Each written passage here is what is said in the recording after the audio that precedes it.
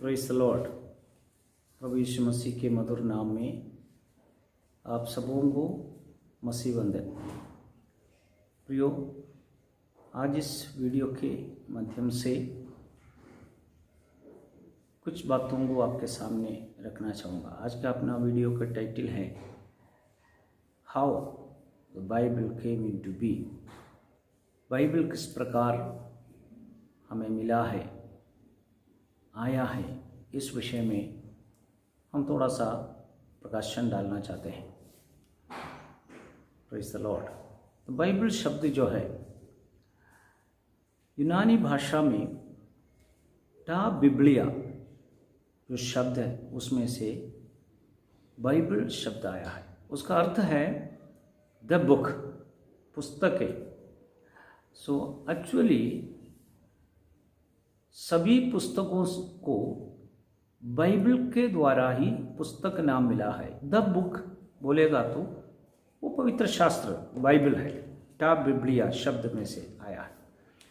हम इस बात को जानते हैं कि परमेश्वर ने इस पवित्र शास्त्र को लिखवाकर मनुष्य जाति को एक गिफ्ट के रूप में देने के लिए इतिहास में लगभग 40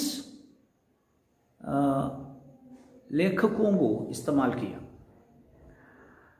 40 लोगों के द्वारा लगभग 1600 वर्ष के अंतराल में ये पुस्तक लिखवाया गया है। और ये 40 लेखक जो है अलग अलग समय में, अलग अलग शताब्दियों में, विभिन्न राज्यों में, विभिन्न संस्कृति में रह करके इस पुस्तकों को लिखा है। लेकिन बाइबल की एक बहुत बड़ी सविशेषता यह है, विभिन्न राज्य, विभिन्न स्थल, विभिन्न समय पीरियड में लेखकों ने इस बाइबल पुस्तकों को लिखा, लेकिन उसमें किसी भी प्रकार की विरोधाभास नहीं है। वो बहुत बड़ी हार्मनी में ये सारे पुस्तक हम देखते हैं। सो ये बाइबल का एक विशेषता है। कारण बाइबल के ग्रंथकर्ता अलग है और लेखक अलग है। सभी पुस्तक का लेखक रहता है, लेकिन बाइबल का लेखक और ग्रंथकर्ता दोनों अलग है। ग्रंथकर्ता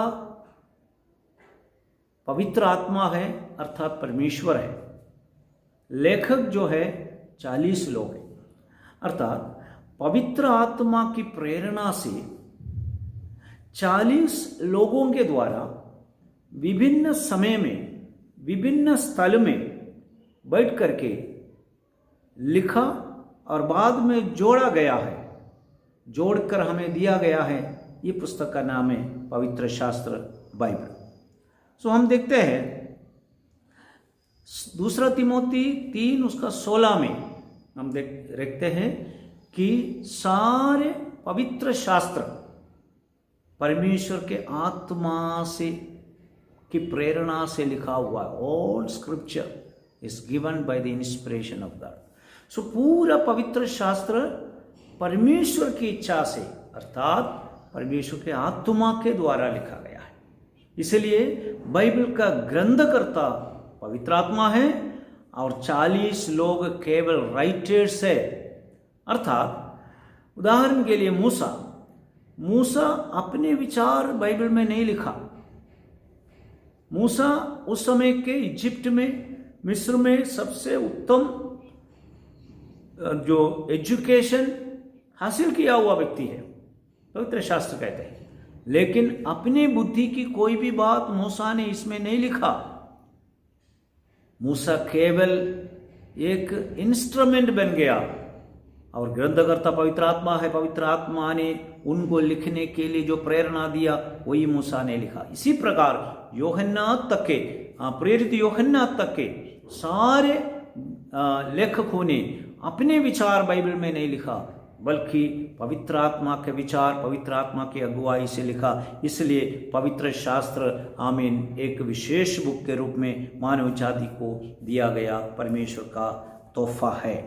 और इन ग्रंथकर्ताओं के बारे में या ये लेखकों के बारे में हम देखेंगे तो उनमें से अलग अलग दर्जा में रहने वाले लोग हैं।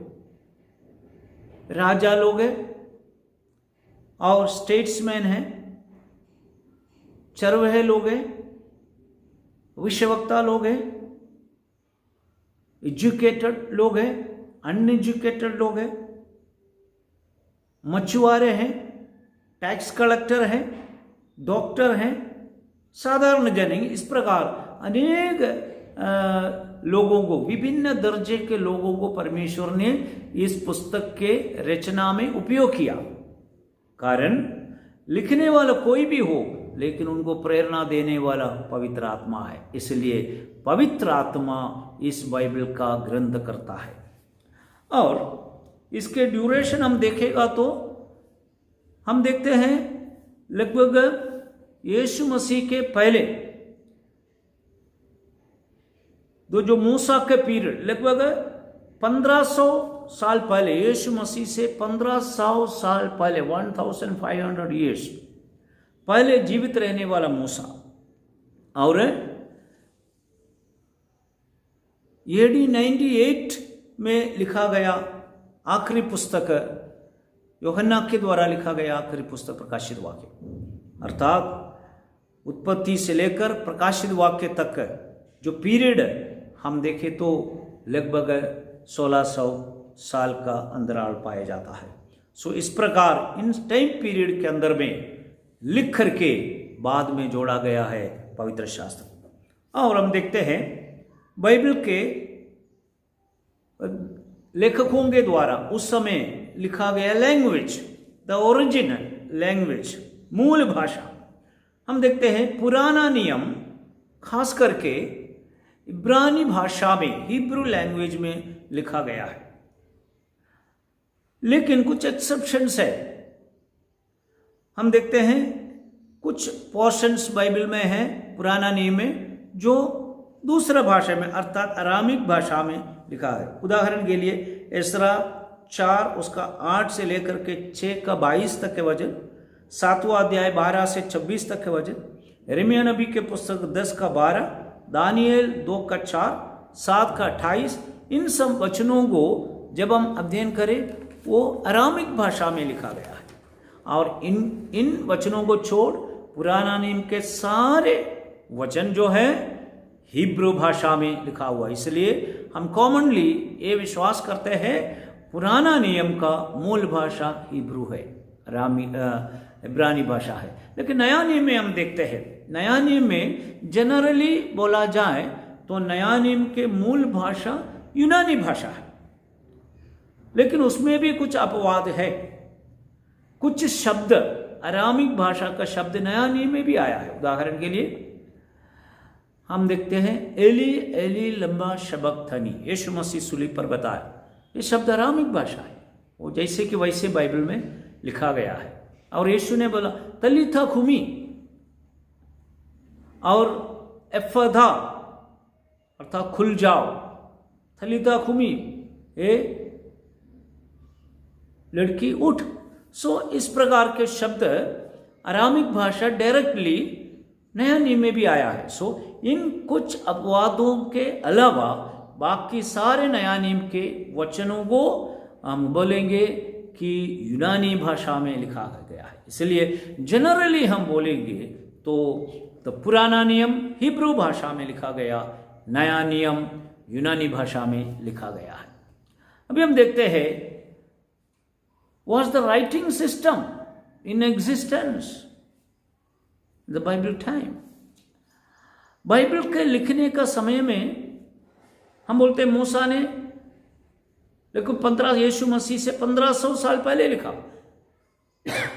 क्या उन समय में लिखने का सिस्टम, लिखने की विधि थी? कभी कभी हमें डाउट आता है BC 1500 में क्या लिखने का सिस्टम था? प्रयोग उसका उत्तर है हाँ। कारण हमें अभी तक जो सबूतें मिली है उस सबूत के अनुसार देखा जाए तो हम विश्वास करते हैं कि लगभग BC 4000 अर्थात मसीह के पहले 4000 साल पूर्व जो लिखने वाला सिस्टम दुनिया में पाया गया। हम देखते हैं मूसा BC 1450 में लिखा है, मूसा ने लिखा, क्योंकि उससे पहले ही लिखने वाला सिस्टम दुनिया में पाया गया है।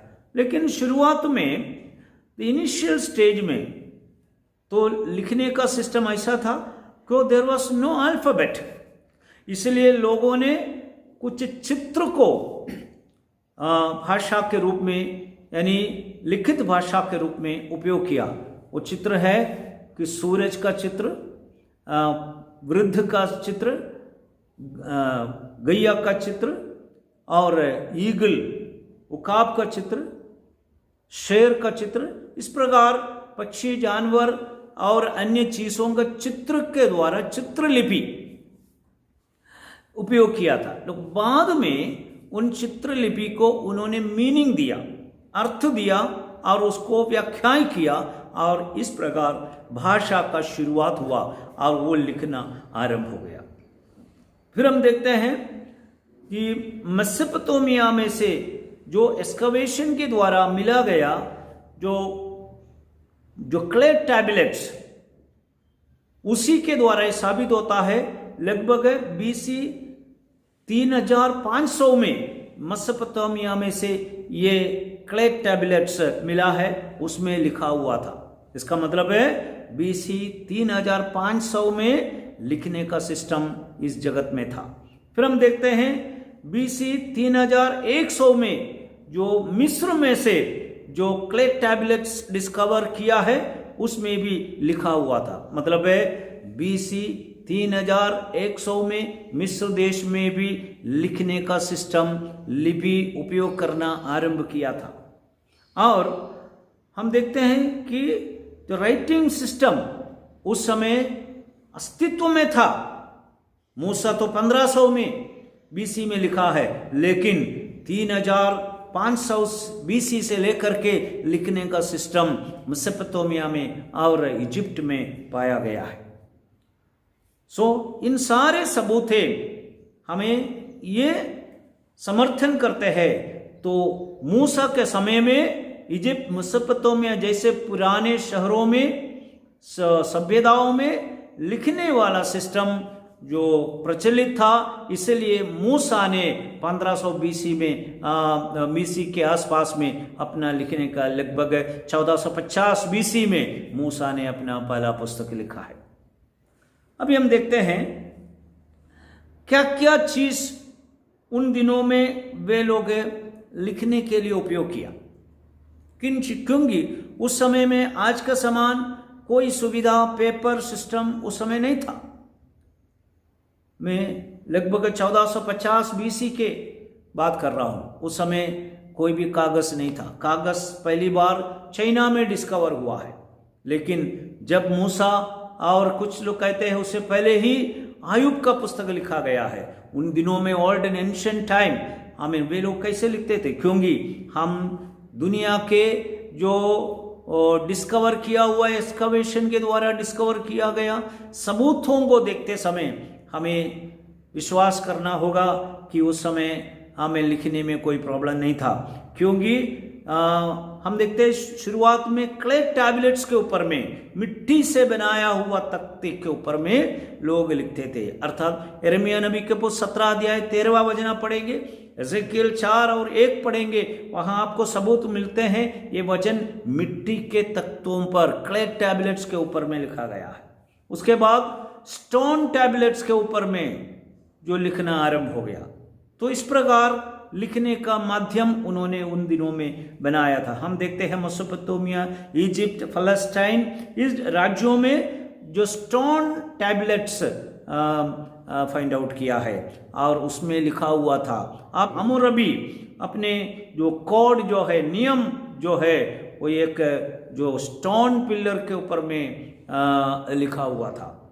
वो भी फाइंड आउट हुआ है। इसका मतलब है आमीन उन दिनों में लिखने का सिस्टम था पत्थर के ऊपर में, पत्थर के तख्ते के ऊपर, अर्थात निर्गमन के पुस्तक 24 उसका 12 आप पढ़ेंगे, वहां पर मूसा को परमेश्वर ने जो लिख करके दिया वो पत्थर के तख्ते के ऊपर, क्योंकि उन दिनों में पत्थर के जो बनाए हुआ तख्तों पर लिखते थे।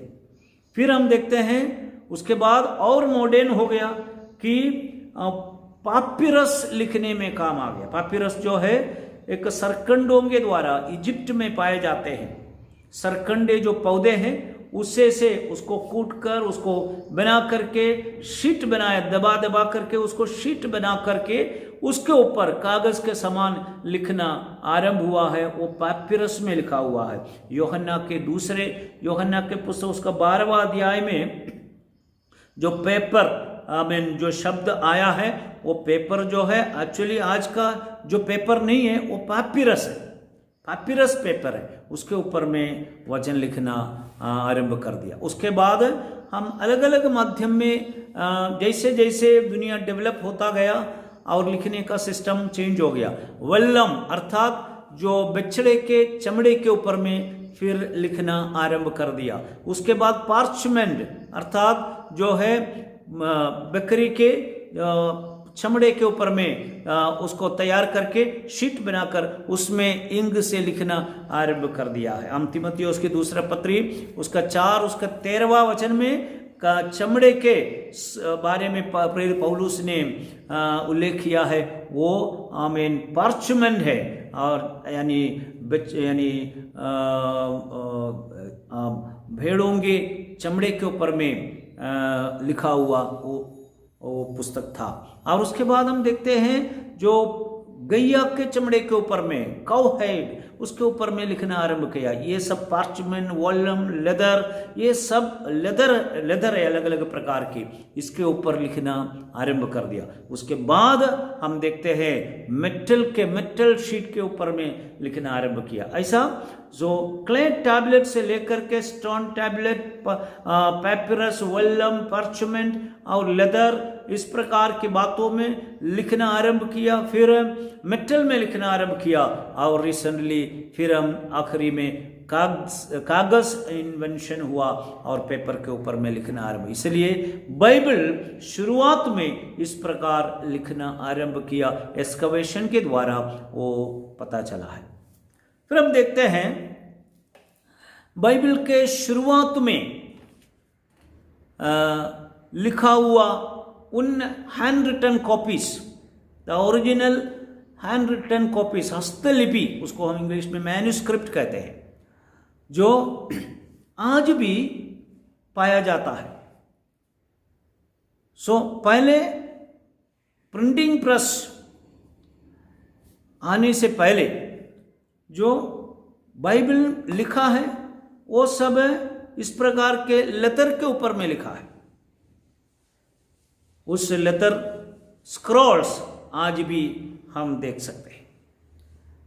आगे हम देखते हैं बाइबल के मैन्युस्क्रिप्ट अर्थात बाइबल के हस्तलिपियों के बारे में कहाँ कहाँ बाइबल के जो विश्वास योग्यता उसी के द्वारा पता चलता है। वो हम प्रभु की इच्छा से हम अगले वीडियो में आपको बताएंगे।